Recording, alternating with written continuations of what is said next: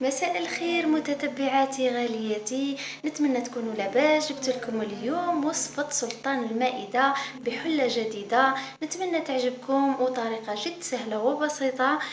سورتو للمبتدئات. عندكم هنايا 3 كيلات سميد. انا درت 2 كيلات سميد موايا متوسط، وكيلة سميد احرش، وكيلة سمن باردة وانا كملتها بالزيت.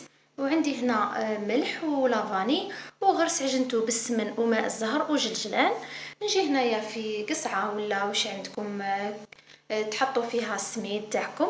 كما قلت لكم انا استعملت 2 كيلات سميد متوسط وكيله احرش. هنا ملحتو، تملحوه موايا، ماشي كيما تملحوا الكسره وماشي كيما تملحوا الكاطو.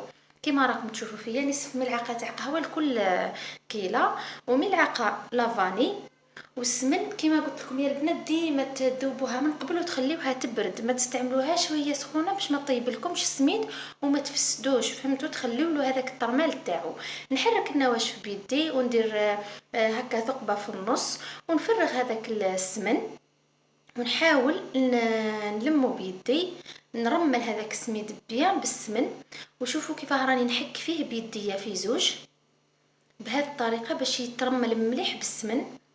ومن المستحسن يا البنات كي ترملوا المخروط تاعكم تخلوه يبات باش تعرفوا اسكو السميد تاعكم يشرب ولا لا. انا هنا استعملت اولا سميد ماما، وانتم اي سميد تحبوا استعملوه، مستحسن يكون ماما باش ما يشربش. وديروا هذه اللقطه العفسه هذه باش تعرفوا اسكو السميد بزايد له التبساس ولا لا. ومن بعد خليته انا ارتاحوا ماكسيموم 4 سوايع. مستحسن يبات ولا نص نهار ولا نهار كامل. انا درتو 4 سوايع ديما مزروبه في خدمتي. هنا نبدا نلم فيه بماء الزهر. كاين اللي خلط الماء والماء الزهر، انا نحبه غير بالماء الزهر باش من بعد يجي يعبق بريحه ماء زهر. ونعجنو نورمال ماشي كيما المقروط اللي نديروه بالطابع. هنا بعد ما عجنته قسمته على زوج كيما راكم تشوفوا، يجي نوعا ما طري، ماشي يابس وماشي شايح وماشي طري بزاف كيما هكا.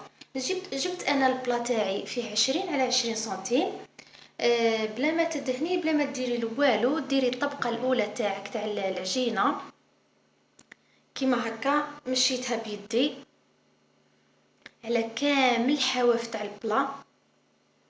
كما قلت لكم انا البلا هذا فيه 20 على 20 سنتيم.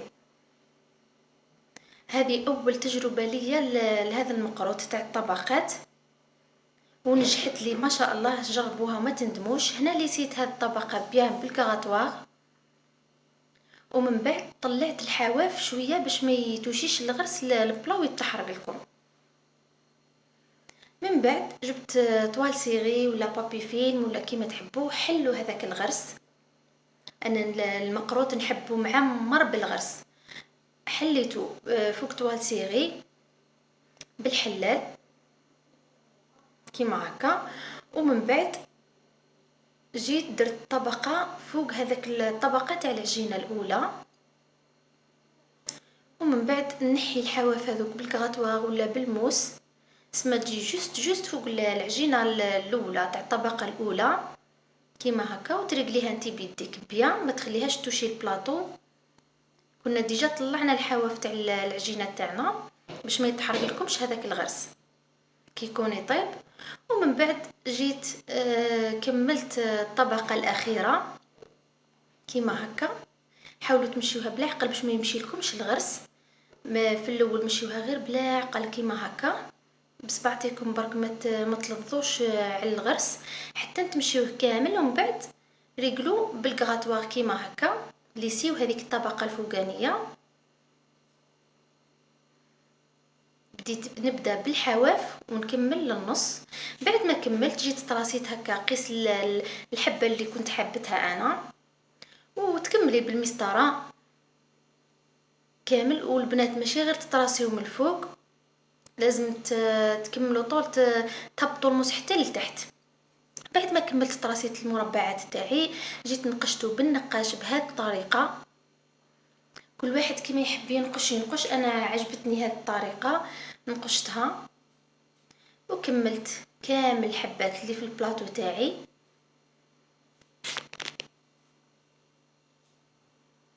كيما هكا البنات.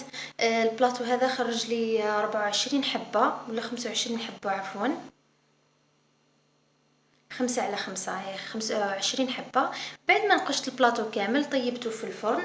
زدت عاودت طراسيته عفوا بالموس حتى لتحت، وطيبته في الفرن على درجة حرارة 180. خليته يطيب من التحت بيان حتى نحمروا الحواف، ومن بعد شعلت له من الفوق حمرته كيما هكا. انا شتي المقروط محمر، ومن بعد تعسليه هو سخون بعسل بارد ديريكتومون من لابواط، ما كان لا تمييه بماء الزهر ولا ديريكتومون عسل لوحده. انا هنا هز لي البلاطو هذا زوج سكاو تاع الماكله، هذاك هز لي 2.5. انا شربته بيا وخليته يشرب وحده.